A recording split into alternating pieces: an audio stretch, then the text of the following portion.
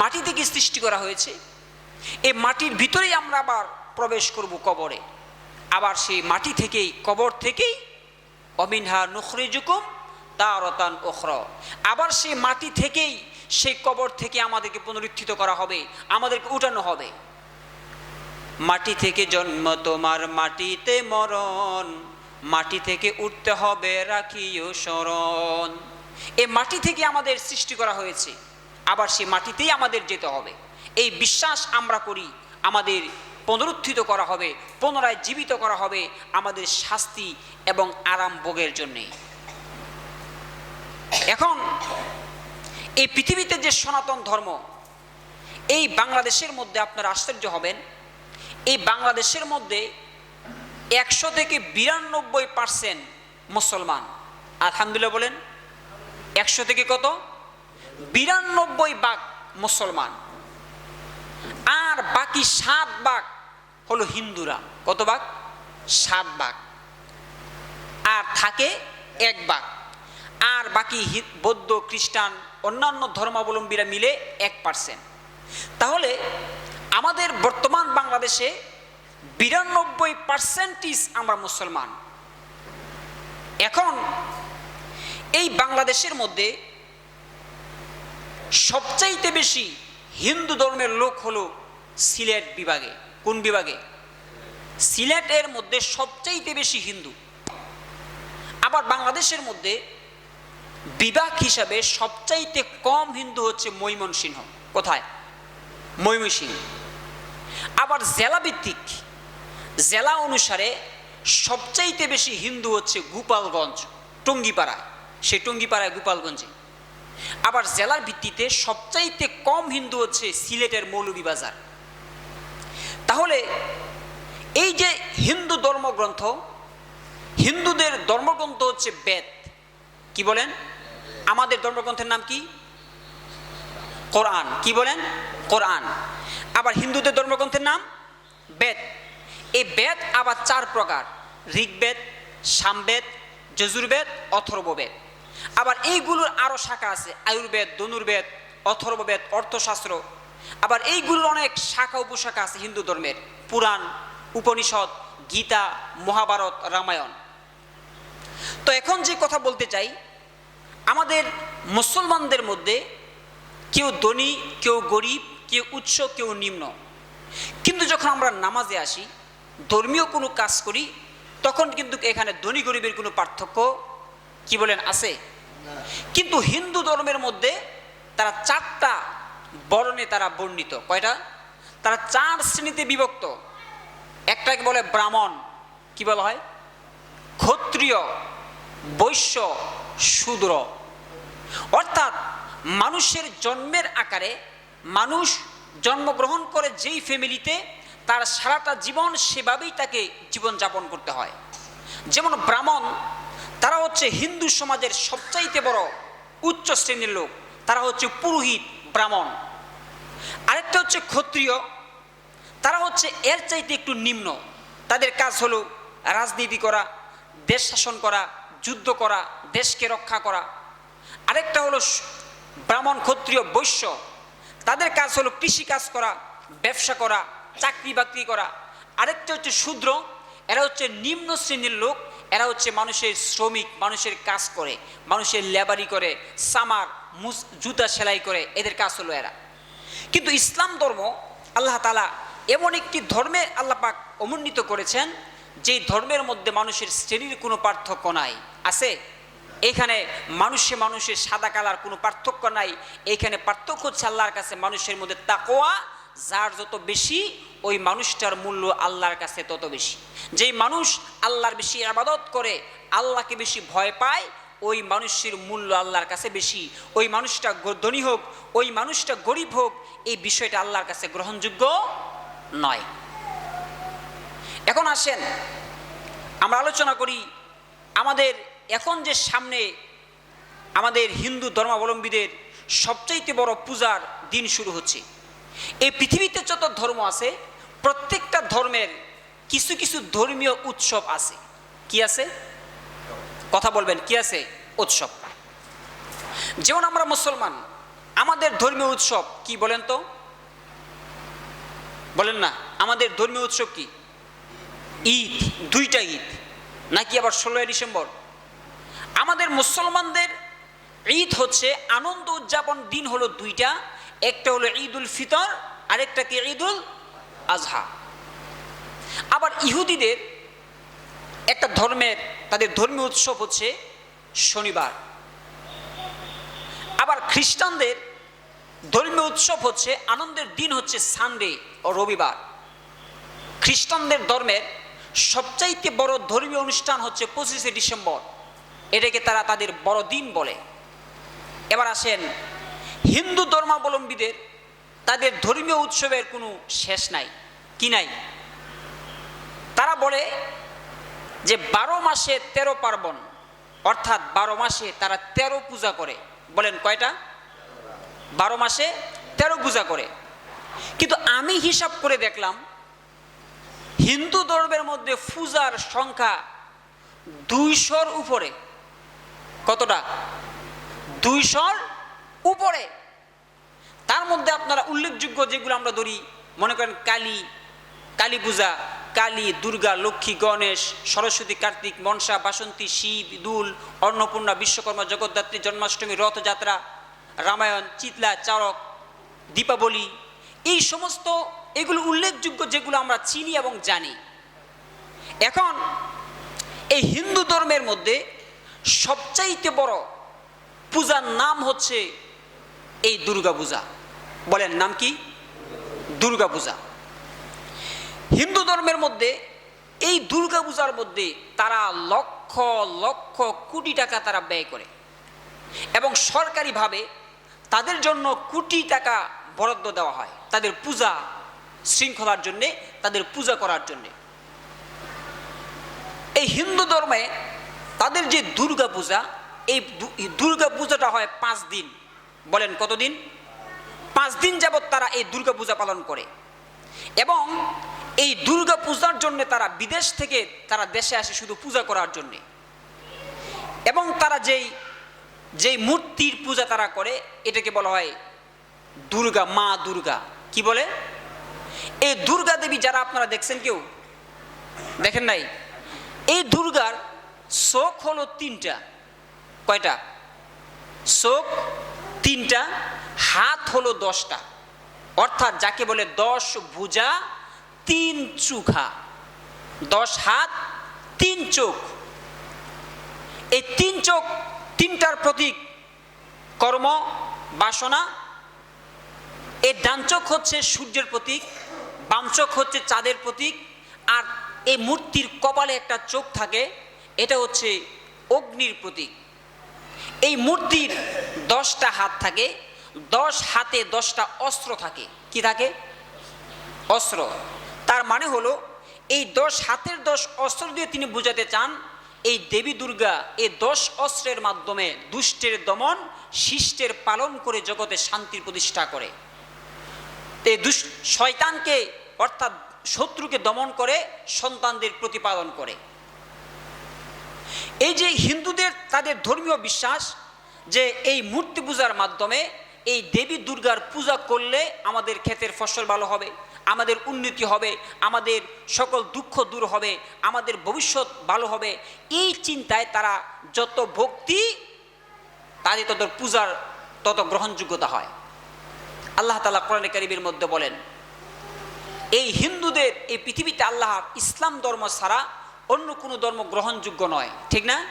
তাহলে যদি অন্য ধর্ম গ্রহণযোগ্য না হয়, আল্লাহ তাআলা বলেন লা ইকরাহা ফিদ্দিন, ধর্মের মধ্যে কোনো বাড়াবাড়ি নাই। তাহলে যদি বাড়াবাড়ি না থাকে, গ্রহণযোগ্য যদি না হয়, আল্লাহ তাআলা বলেন প্রত্যেকেই তাদের ধর্ম পালন করবে স্বাধীনভাবে। কিভাবে? স্বাধীনভাবে। কারণ ধর্ম পালনের কোনো বাধ্যবাধকতা নাই। এখন ধর্ম ইসলাম ছাড়া যদি অন্য ধর্ম গ্রহণযোগ্য না হয়, তাহলে আল্লাহ স্বাধীনতা দিলেন কেন? আর যদি স্বাধীনতা দিলেন তাহলে গ্রহণযোগ্য হবে না কেন? কথা বুঝেন নাই? আল্লাহ তাআলা কোরআনে কারীমে বলেন ইন্নাদ দীনা ইনদাল্লাহিল ইসলাম, একমাত্র গ্রহণযোগ্য ধর্ম কি? ইসলাম। তাহলে ইসলাম যদি গ্রহণযোগ্য ধর্ম হয় আর বাকি ধর্ম যদি অগ্রহণযোগ্য হয়, গ্রহণযোগ্য না হয়, তাহলে প্রত্যেককে ধর্ম পালনের স্বাধীনতা দিলেন কেন? দিলেন এই কারণে, যেমন পরীক্ষার্থী যখন পরীক্ষার হলে পরীক্ষা দেয়, ছাত্র যদি ভুল লেখে শিক্ষক পরীক্ষার হলে ছাত্রকে শাসন করতে পারবে না। কি বলেন, পারবে? এই তুমি ভুল লেখলা কেন?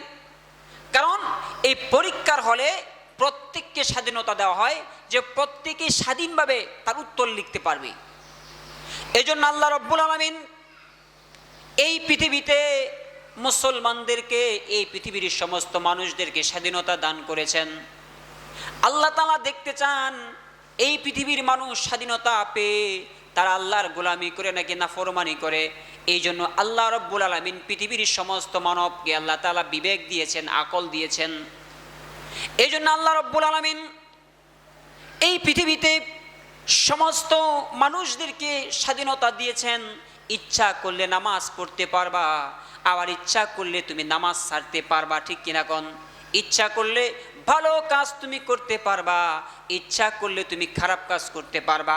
এই স্বাধীনতা আল্লাহ তোমাদেরকে দান করেছেন। কারণ হলো আল্লাহ দেখতে চান এই স্বাধীনতা পেয়ে তুমি ভালো কাজ করো নাকি খারাপ কাজ করো। এই পৃথিবীতে সবার স্বাধীনতা আছে, কিন্তু আপনার বাড়িতে যে নারিকেল গাছ, এই নারিকেল গাছের কিন্তু স্বাধীনতা নাই। ইচ্ছা করলেই সে আপনার বাড়ি ছেড়ে অন্যত্র যেতে পারবে না। কি বলেন, পারবে? আপনার বাড়ির যে গরু আছে এর কোনো স্বাধীনতা নাই। যদি আপনি বাড়ি থেকে গরু দেখতে না পান, মসজিদের মাইকে এলান করে যে অমুকের গরু হারানো গেছে। কথা ঠিক না? এই গরুর বেচারার একটু আরেকজনের খেতে গিয়ে দান খাইবে মালিকের অগোচরে, শান্তি নাই। এই চাঁদ, সূর্য, গ্রহ, নক্ষত্র, টাইটন, নেপচুন, চেরন, পৃথিবীর প্রত্যেকটি জিনিস তারা পরাধীন। কি দিন? পরাধীন। আরো সহজ ভাষায় বলি, আপনার মুখে যে দাড়ি আছে এই দাড়িগুলোও পরাধীন। কেমন? এই দাড়িগুলো এখন আমার দাড়ি কালো, আবার অনেকের দাড়ি সাদা। কথা ঠিক না? এখন আমি যদি সারাদিন দোয়া করি যে আল্লাহ আমার দাড়ি যাতে সাদা না হয়, আমার বয়স যখন হবে অটোমেটিক সাদাই হবে। এখানে যত মেডিসিন মাখি এটা অরিজিনালি সেটা সাদা সাদাই হবে। কথা ঠিক না? আমার দেহ, আমার শরীরের চামড়া, আমার শরীরের শক্তি এটা পরাধীন। এটা আল্লাহ নির্ধারণ করে দিয়েছেন অটোমেটিক। মানুষ যখন বয়োবৃদ্ধ হবে এই শরীরগুলো আস্তে আস্তে ক্ষয় হবে, একটু একটু দুর্বল হবে। সমস্ত জিনিসের মধ্যে আল্লাহ তাআলা স্বাধীনতা পরাধীন করে দিয়েছেন। নখ যদি বলি যে আর বড় হতে পারবি না, এর সামনে সুপার গ্লু মেরে দিলাম, এটা বড় হবেই। তাহলে বুঝলাম আমার গোটা দেহের মধ্যে আল্লাহ তাআলা স্বাধীনতা দেন নাই, কি দিয়েছেন? পরাধীনতা দিয়েছেন। কথা ঠিক না? এই চোখের পাওয়ার কমতেছে, কিন্তু আপনার যে বিবেকটা, আপনার ইচ্ছা শক্তি, আপনার আকল, আপনার বিবেককে আল্লাহ তাআলা স্বাধীন করে দিয়েছেন। এইখানে আল্লাহ তাআলা আপনাকে বাধ্যকতা করেন নাই। কথা ঠিক না? এই জন্য আল্লাহ তাআলা এই পৃথিবীর মানুষদেরকে এটাই বুঝাতে চান যে পৃথিবীর মানুষ, তোমরা স্বাধীনতা দিলাম, তোমরা এক আল্লাহর ইবাদত করার জন্য। ইচ্ছা করলে তুমি মসজিদও যেতে পারবে, ইচ্ছা করলে তুমি হিন্দুদের পূজায়ও যেতে পারবে। এখন আল্লাহ তাআলা বলেন যেহেতু পৃথিবীর প্রত্যেকটি ধর্ম মানুষ তাদের পালনের স্বাধীনতা দিলাম, ইসলাম ধর্ম ছাড়া কোনো গ্রহণযোগ্য কোনো ধর্ম নয়, তাহলে হিন্দু ধর্ম গ্রহণযোগ্য কোনো ধর্ম নয়। তাহলে হিন্দুরা যে মূর্তি পূজা করে, ইব্রাহিম আলাইহিস সালাম আল্লাহ তাআলা ওনার মাধ্যমে মূর্তি ভাঙিয়েছিলেন। আমাদের জাতির পিতা ইব্রাহিম আলাইহিস সালাম তিনি মূর্তি ভেঙেছিলেন, ঠিক না? কিন্তু এখন আমরা ইব্রাহিম আলাইহিস সালামের রুহানি সন্তান, আমরাও কি মূর্তি ভাঙতে পারবো? আল্লাহ তাআলা বলেন ওয়ালা তাসুব্বুল্লাযীনা ইয়াদউনা মিন দুনিল্লাহি ফায়াসুব্বুল্লাহা আদওয়াম বিগাইরি ইলম। আল্লাহ তাআলা বলেন যারা আল্লাহ ছাড়া অন্য কোনো মূর্তিকে তারা খোদা বলে বিশ্বাস করে, ওই সমস্ত বিধর্মীদের মূর্তি তোমরা ভাঙতে যেও না। কারণ কি? তুমি যদি তাদের নকল খোদাকে গালি দাও, ভাঙ্গো, বা তাদের নকল খোদাকে গালি দাও, তাহলে তারা তোমার আসল খোদাকে গালি দিবে। কথা ঠিক না? এই জন্য আল্লাহ তাআলা বলেন বিধর্মীদের মূর্তি ভাঙ্গা তো দূরের কথা, বিধর্মীদের মূর্তিদেরকে গালি দেওয়া পর্যন্ত মুসলমানদের জন্য জায়েজ নাই। এখন যদি আপনি চা স্টলে বসে একটা হিন্দু লোকের পাশে বসা আপনি চা খান আর যদি কন হিন্দুরা কোনো মানুষের জাতই না, কি এর মূর্তি, কি এর পূজা করে, এই সমস্ত কটাক্ষ করাও হারাম। কি বলেন? হারাম। তারা ধর্ম পালন করবে, আপনি কোনো হিন্দুকে তাদের মূর্তিকে গালি দিতে পারবেন না, তাদের পূজাকে তুচ্ছ তাচ্ছিল্য করতে পারবেন না। কারণ কি? কারণ তুমি যদি তাদের মূর্তিকে তোমরা গালি দাও, তাদের খোদাকে, তাদের নকল খোদাকে গালি দাও, তাহলে তারাও তোমার আসল খোদাকে গালি দিবে। এখন আমাদের দেশে যারা মুসলমান তারা এই হিন্দুদের দুর্গা পূজায়, কালী পূজার মধ্যে মুসলমানেরা ভিড় করে, কথা ঠিক না? আমি অনেক হিন্দুদের সাথে কথা বললাম, কয় হুজুর এই মুসলমানদের জ্বালায় আমরা সঠিকভাবে পূজাও করতে পারি না। কি বলেন, সত্য না মিথ্যা? মুসলমানদের ভিড়ের জ্বালায় এই হিন্দুরা তাদের ধর্মীয় উৎসব সঠিকভাবে পালন করতে পারে না। আজকে মুসলমানেরা তাদের পূজায় যায়, কেন যায়? তারা বলে যে ধর্ম যার যার, উৎসব সবার। কি বলে? ধর্ম যার যার, উৎসব সবার। এটা একটা কুফরি স্লোগান। কি স্লোগান? কুফরি স্লোগান। আবার কেউ বলে কয় নামাজ না পড়লেও ইমান ঠিক আছে। আর মিয়া তোমার তো ইমানই নাই, ঠিক থাকবই কি? তো যারা বলে যে ধর্ম যার যার, উৎসব সবার, আচ্ছা আমি মেনে নিলাম যে ধর্ম যার যার, উৎসব সবার এই স্লোগানটা দিয়ে আমার দেশের মুসলমান যুবক আর যুবতীরা তারা হিন্দুদের পূজায় যায়।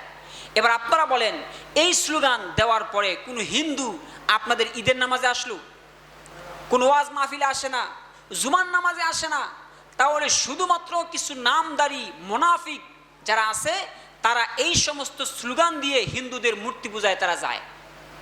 একবার তিন বন্ধু, কয় বন্ধু? তিন বন্ধু নদীর পাড়ে দাঁড়ানো। তো এক বন্ধু আর এক বন্ধুর কয় দোস্ত দেখ আজকার আসমানটা কত সুন্দর, বাতাসটা কত সুন্দর, আয় মিললে তিনজনে মিললে একটা কবিতা বানাই। কি বানাই? কবিতা বানামু। কয় আচ্ছা ঠিক আছে, তুই প্রথম লাইন বানা। তো হ্যাঁ কয় আকাশটা উড়ু উড়ু। আকাশটা কি? উড়ু উড়ু। তো দুই নম্বরটা কয় বাতাসটা তুরু তুরু। একজন কি কইল আকাশটা উড়ু উড়ু, আরেকজন কইল বাতাসটা তুরু তুরু। এখন তিন নম্বর যে বন্ধু হ্যাঁ এসে ব্যাককল, হ্যাঁ তোর কবিতা মিলাই তারে না, এই দুইজনে মিলা ধরছে। তুই যদি আঙ্গুল লাগে চলস তাহলে একটা লাইন মিলাইয়া এটা কবিতা আকারে বানাইতে হবে, তুই মিলা। হ্যাঁ কয় দেখ ভাই তোর মতো এত কবিও না, আমিও তো শিক্ষিত না, আমি তো মিলাইতাম পারি না। কয় দেখ কোন রকম মিলাই দে। তখন হ্যাঁ মিলায়। কয় তুই কইস আকাশটা উড়ু উড়ু, আর তুমি কইলা বাতাসটা তুরু তুরু। এখন হ্যাঁ কয় নদীর পাড়ে দাঁড়িয়ে আছি আমরা তিনজন গরু।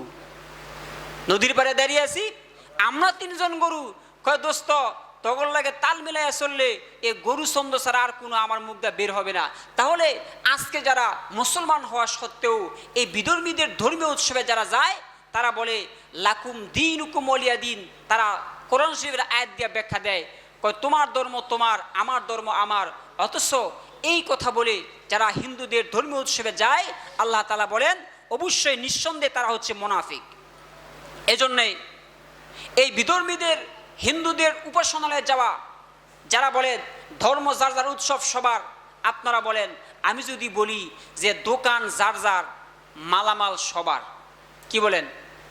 ক্ষেত যার যার, ফসল সবার, পুকুর যার যার, মাছ সবার, চাকরি যার যার, বেতন সবার। কি বলেন? মানবেন আপনারা? বিয়ে যার যার, বউ সবার। কি বলেন, মানবেন? তাহলে ধর্ম যার যার, উৎসব তার তার, ধর্ম যার, উৎসবও তার। প্রিয় ভাই সব, এই জন্য আমার অনেক মুসলমান যুবক ভাইয়েরা তারা ফেসবুকের মধ্যে পোস্ট দেয় যে হিন্দুদের দুর্গা উৎসবে স্বাগতম, তাদেরকে শ্রদ্ধাঞ্জলি দেয়, তাদেরকে স্বাগত জানায়।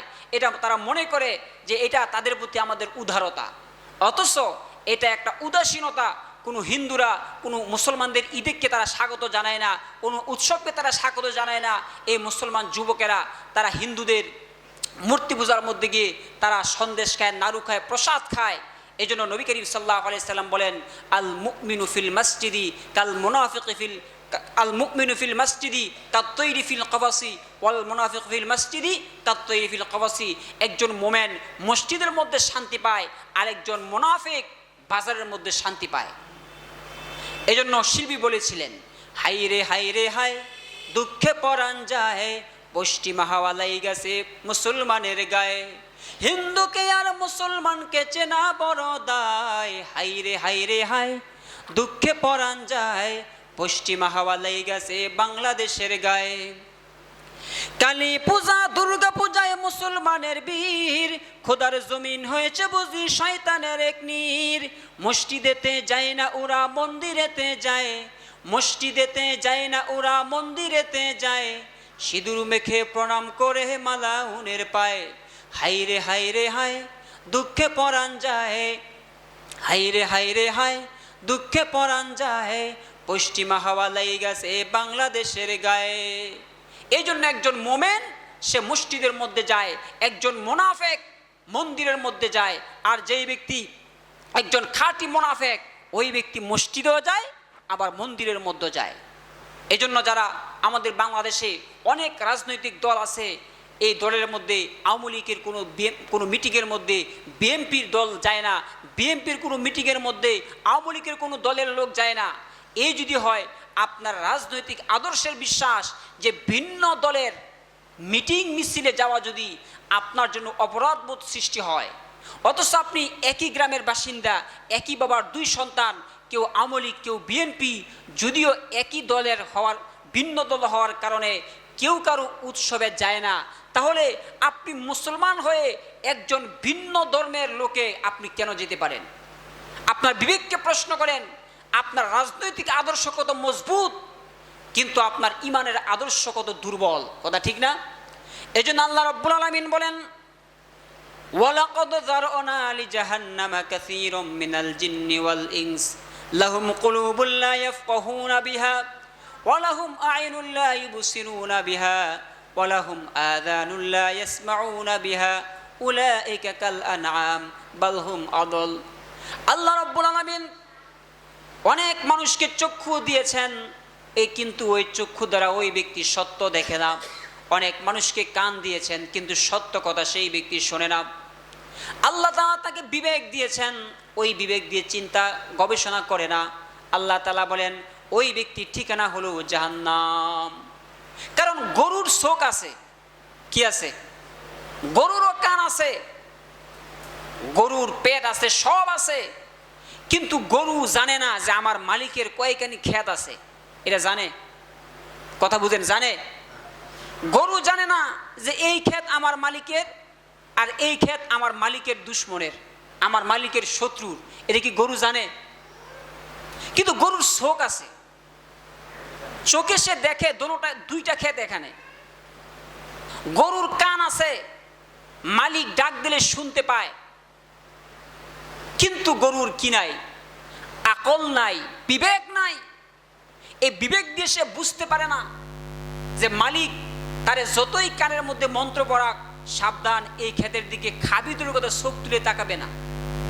মালিক চলে গেলে অটোমেটিক সে খেতে খাবে, কারণ তার কান আছে, বুঝার ক্ষমতা আছে, কিন্তু বুঝ শক্তি তার মধ্যে নাই।